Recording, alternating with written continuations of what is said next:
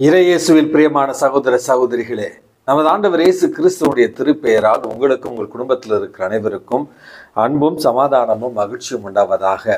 அன்புமிக்கவர்களே, September மாதம் 21 தாயாம் திரு அவை பொது காலத்தினுடைய 25வது ஞாயிற்றுக்கிழமையை தான் சிறப்பித்துக் கொண்டிருக்கிறது.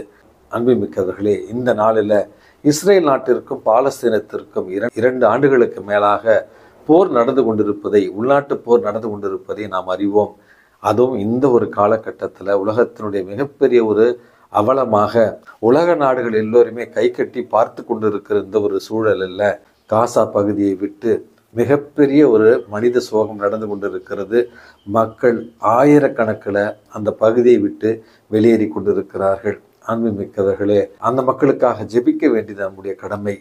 அண்டை நாடுகளுக்கு தஞ்சம் புகுந்து அனைத்தையுமே விட்டுவிட்டு கண்ணீரோடு குழந்தைகளோடும் கையில் இருந்த பொருட்களோடும் சென்று கொண்டிருக்கிறார்கள். ஆகவே காசா பகுதியில் வசிக்கிற பாலஸ்தீன மக்களுக்காக தொடர்ந்து ஜெபிக்க உங்களை அன்போடு கேட்டுக்கொள்கிறேன். அன்புமிக்கவர்களே, இன்றைக்கு நமக்கு கொடுக்கப்பட்டிருக்கிற 3 வாசகங்களுமே செல்வம் என்றால் என்ன, அந்த செல்வத்தை நாம் எப்படி பயன்படுத்த வேண்டும் என்கிற ஒரு ஆன்மீக அறிவுரையாகத்தான் இன்றைய 3 வாசகங்களும் நமக்கு அமைந்திருக்கின்றன.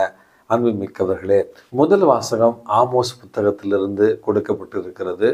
அதில் நம்ம வாசிப்பது, அவர் வாழ்ந்த அந்த ஒரு காலகட்டத்திலேயே மக்கள் கடவுளுக்கு இணையாக செல்வத்தை நினைத்து கடவுளுக்கு மேலாக செல்வத்தை வழிபட்ட ஒரு காரணத்தினால தான் ஓய்வு நாள் கூட எது என்று தெரியாமல் பணம் சம்பாதிப்பதிலும் அல்லது எளியவர்களை நசுக்கி ஒடுப்பதிலும் அவர்கள் கவனமாக இருந்தார்கள்.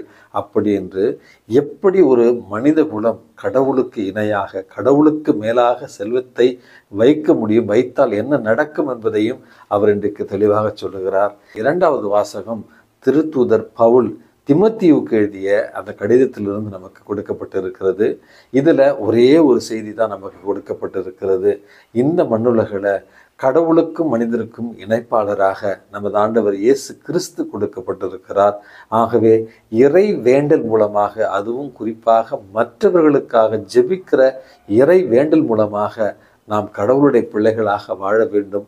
அந்த உன்னத நிலையிலேயே நாம் இருக்க வேண்டும் என்று இறை வேண்டல் வாழ்க்கைக்கு எவ்வளவு முக்கியம், அந்த இறை வேண்டல் நிறைவேறுவதில் எப்படி இயேசு கிறிஸ்து நமக்கும் கடவுளுக்கும் இணைப்பாளராக இருக்கிறார் என்கிற அழகான செய்தி தான் 2வது வாசகத்தில் நமக்கு கொடுக்கப்பட்டிருக்கிறது. 3வது வாசகமான நற்செய்தி வாசகத்தில் நேர்மையற்ற வீட்டு பொறுப்பாளர் ஒருவரை பற்றின ஒரு செய்தி. அந்த வீட்டு பொறுப்பாளர் நேர்மையற்றவராக இருந்ததால் வீட்டு பொறுப்பிலிருந்து வெளியேற்றப்படுகிறார். அவர் வெளியேற்றப்படுவதற்கு முன்பாக தான் நேர்மையற்று சேர்த்த செல்வத்தை கொண்டு நண்பர்களை தேடிக்கொண்டு வேலையிலிருந்து நீக்கப்பட்டாலும் அந்த ஒரு நிலையில நேர்மையற்ற செல்வத்தால் தான் தேடிக்கொண்ட உறவுகள் மூலமாக அவர் கொஞ்சம் நிம்மதியாக இருக்கலாம் அப்படி என்கிற அந்த ஒரு செய்தியையும், மிக முக்கியமான ஒரு 2வது செய்தியாக, யாரும் 2 தலைவர்களுக்கு பணிவிடை செய்ய முடியாது, பணத்திற்கும் கடவுளுக்கும் இணையாக நம்ம பணிவிடை செய்ய முடியாது, இதில் 2ல் ஏதாவது ஒன்றுக்குத்தான் நாம் அதிகமாக செய்ய முடியும். அப்படி என்று பணம் கடவுள் இவை 2ல் எது உங்களுடைய சாய்ஸ் அப்படிங்கிற ஒரு அடிப்படையான ஒரு கேள்வியை கேட்கிற நற்செய்தி வாசகமாகத்தான் இன்றைக்கு அமைந்திருக்கிறது. அன்புமிக்கவர்களே, ஆல்பர்ட் ஸ்வைஸ்டர் என்று சொல்லப்படுகிற ஒருவர் ஜெர்மன் தேசத்தில் இருந்தார். அவர் மெய்யியல் இந்த 2 பாடங்களிலும் அவர் முனைவர் பட்டம் பெற்று மிக பிரபலமாக வாழ்ந்தவர். ஆர்கன் என்று சொல்லப்படுகிற ஆலயங்களில் வாசிக்கப்படுகிற ஒரு இசைக்கருவியை வாசிப்பதில் வல்லவராக இருக்கிறார். மேற்கத்திய இசையினுடைய தலைநகரம் என்று அழைக்கப்படுகிற வியன்னாவில் அவர் இசை வாசித்தால் ஆயிரக்கணக்கான மக்கள் கூடுவார்கள். அப்படி பிரபலமாக இருந்த அந்த ஆல்பர்ட் ஸ்வைஸ்டர் என்பவர் திடீரென்று தன்னுடைய வாழ்க்கையில ஒரு மிகப்பெரிய ஒரு முடிவை எடுக்கிறார். அந்த முடிவு என்னவென்றால், ஆப்பிரிக்க கண்டத்திற்கு சென்று அங்குள்ள ஏழை எளிய மக்களுக்கு அவர் மருத்துவ பணி செய்ய வேண்டும் என்று புதிதாக மருத்துவ படிப்பை எடுத்து படித்து மருத்துவ படிப்புல புலமைத்துவம் பெற்ற பிறகு ஆப்பிரிக்க தேசத்திற்கு சென்று 1 ஆண்டுகள் 2 ஆண்டுகள் அல்ல நண்பர்களே, 50 ஆண்டுகள் ஆப்பிரிக்க தேசத்துல மிக சாதாரணமான ஒரு கிராமத்துல 50 ஆண்டுகள் மருத்துவ பணி புரிந்த ஒரு காரணத்திற்காக 1952 ஆண்டு அமைதிக்கான நோபல் பிரைஸ் அவருக்கு கொடுக்கப்பட்டது என்று வரலாறு சொல்லுகிறது. அன்புமிக்கவர்களே, தன்னுடைய வாழ்க்கையில செல்வம், அந்தஸ்து, படிப்பு, பட்டம் இவற்றை உதறி தள்ளிவிட்டு கடைசியில் இயேசுவுக்காக ஏழையருக்கான ஒரு வாழ்வை தேடி இன்றைக்கு மக்கள் மனதில் உயர்ந்து இருப்பவர் தான் இந்த ஆல்பர்ட் ஸ்வைஸ்டர் என்று சொல்லப்படுகிறவர்.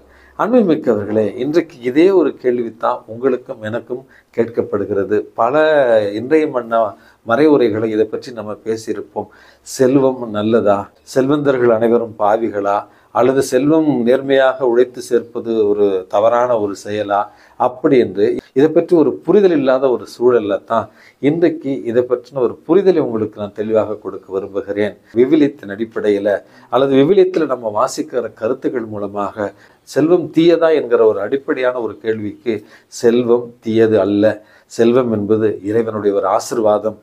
உழைத்து விசுவாசத்தோடு நம்பிக்கையோடும் இந்த உலகத்தை மேம்படுத்துகிற ஒரு பணியில் ஈடுபடுகிற மக்களுக்கு இறைவன் கொடுக்கிற ஒரு ஆசீர்வாதம் தான் செல்வம். நேர்மையான செல்வம் என்பது விண்ணகத்தினுடைய ஒரு செல்வம். இந்த மண்ணுலகில் நம்ம சேர்க்கிற செல்வங்கள், கடின உழைத்து சம்பாதிக்கிற ஒவ்வொரு ஆசீர்வாதமும் நம்முடைய விண்ணகம் என்கிற அந்த ஒரு செல்வத்தை பெற்றுக்கொள்வதற்கு பயன்பட வேண்டும் என்பதைத்தான் நேர்மையற்ற முறையில் சேர்த்த செல்வத்தின் மூலமாக நேர்மையான விண்ணக செல்வத்தை நம்ம சேர்த்து கொள்ள வேண்டும் என்கிற முதல் செய்தி நமக்கு கொடுக்கப்படுகிறது. அப்படி என்றால் செல்வம் சேர்ப்பது தவறல்ல, செல்வந்தர்களாக இருப்பது தவறல்ல. மாறாக அந்த செல்வத்தை கடவுளுக்கு இணையாக வைத்து அந்த செல்வம் எனக்கு மீட்பை தரும் என்று நினைத்து கொண்டு செல்வத்தை வழிபாடு செய்பவர்களைத்தான் இன்றைக்கு இறைவன் கண்டித்து திருத்த விரும்புகிறார்.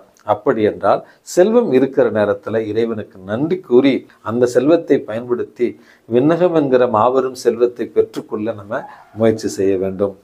இதற்கு வலு சேர்க்கும் வண்ணமாக இன்றைய உலகில் மிகப்பெரிய பணக்காரர்களாக கருதப்படுகிற பில் கேட்ஸ் மற்றும் வாரன் பஃபட் என்று 2 பணக்காரர்கள் அமெரிக்க தேசத்தை சார்ந்தவர்கள். அன்புமிக்கவர்களே, வருடா வருடம் அவர்களுடைய செல்வத்திலிருந்து மிகப்பெரிய ஒரு தொகையை இன்றைக்கு அவர்கள் தானமாக உலகம் முழுவதும் இருக்கிற அறக்கட்டளைகள் வாயிலாக கொடுத்து கொண்டிருக்கிறார்கள் என்பது நிதர்சனமான ஒரு உண்மை. அதுவும் குறிப்பாக இந்த வாரன் பஃபட் என்று சொல்லப்படுகிறவர் தன்னுடைய சொத்துல ஒரு மிகப்பெரிய ஒரு பகுதியை அறக்கட்டளைகள் மூலமாக ஏழை எளியவர்களுக்கு உதவி செய்து கொண்டிருக்கிறார் என்பதும் வரலாற்று உண்மை. இந்தியாவில் இந்த டாடா நிறுவனம் என்று சொல்வார்கள், தங்களுடைய வருமானத்தில் 30% ஏழை எளியவர்களுக்கும் மருத்துவ பணிக்கும் அவர்கள் செலவு செய்து கொண்டு இருக்கிறார்கள் என்பதை நம்ம அன்றாடம் செய்திகளில் நம்ம வாசிக்கிறோம். அதே போல இந்தியாவில் பல தனவந்தர்கள், பல பணக்காரர்கள் தங்களுடைய செல்வத்தை தங்களோடு பணிபுரிகிற பணியாளர்களுக்கு கொடுத்து உதவுவதையும் நாம் அன்றாடம் வாசித்து கொண்டு தான் இருக்கிறோம். இதைத்தான் இறைவன் நமக்கு இன்றைக்கு ஒரு அழகான செய்தியாக கொடுக்கிறார். நாம் இந்த மண்ணுலகளை ஈட்டுகிற செல்வங்களை கொண்டு ஏழை எளியவர்களுக்கும் இல்லாதவர்களுக்கும் உதவி செய்து விண்ணகத்தில் செல்வத்தை சேர்த்து கொள்ளத்தான் இறைவன் நமக்கு அழைப்பு விடுக்கிறார்.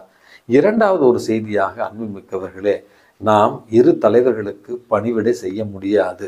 பணத்திற்கும் கடவுளுக்கும் பணிவிடை செய்ய முடியாது. முதல் வாசகத்தில் ஆமோஸ் இறைவாக்கினர் கொடுக்கிற எச்சரிக்கையை நம்ம வாசிக்க வேண்டும்.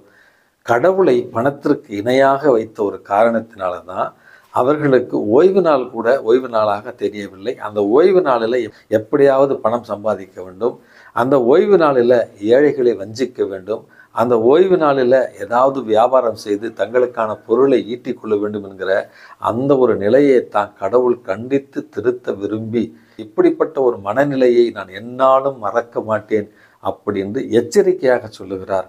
அப்படி என்றால் அன்றாட வாழ்க்கையில் கடவுளா பணமா என்கிற இந்த அடிப்படையான ஒரு கேள்வியில் நம்முடைய தெரிவு கடவுளை நோக்கியே இருக்க வேண்டும், கடவுளை சார்ந்ததாகவே இருக்க வேண்டும் என்பதை இன்றைக்கு நம்ம முதல்ல தெளிவுபடுத்திக் கொள்ள வேண்டும். பெற்றோர்கள், பெரியோர்கள், சமய தலைவர்கள், சபையினுடைய தலைவர்கள் நம்முடைய மனதில் காசா கடவுளா என்கிற அந்த அடிப்படையான ஒரு கேள்வியில் நம்முடைய எண்ணங்கள், நம்முடைய சிந்தனை, நம்முடைய முன்னெடுப்புகள் கடவுளை சார்ந்ததாக இருக்கிற நேரத்தில் பணம் என்கிற ஆசீர்வாதம் கடவுளால் நிச்சயமாக நமக்காக கொடுக்கப்பட வேண்டும். ஆகவே எதை உண்பது, எதை குடிப்பது, எதை உடுத்துவது என்கிற கவலையை மறந்துவிட்டு இறை பராமரிப்பு ஒவ்வொரு நாளும் நம்மை வழிநடத்தும் என்கிற அந்த ஒரு எண்ணத்தை சிறியவர்கள் முதல் பெரியவர்கள் வரை இறை பராமரிப்பில் நம்ம வாழ கற்றுக்கொள்ள வேண்டும் என்கிற அழகான ஒரு செய்தியைத்தான் இன்றைய நற்செய்தி வாசகம் நமக்கு தெளிவாக சொல்லுகிறது. அன்புமிக்கவர்களே, சுனாமி காலத்திலும் மற்ற பேரழிவு காலங்களிலும் அதுவும் சிறப்பான விதத்திலே கொரோனா காலத்திலும் இந்த செல்வம் எப்படி நமக்கு உதவவில்லை என்பதை கண்கூடாக நம்ம பார்த்திருக்கிறோம். அதை நினைவில் கொண்டு மண்ணகத்தின் செல்வங்கள் அழிந்து போகக்கூடியவை, விண்ணகத்தின் செல்வமோ அழியாத ஒரு செல்வம்.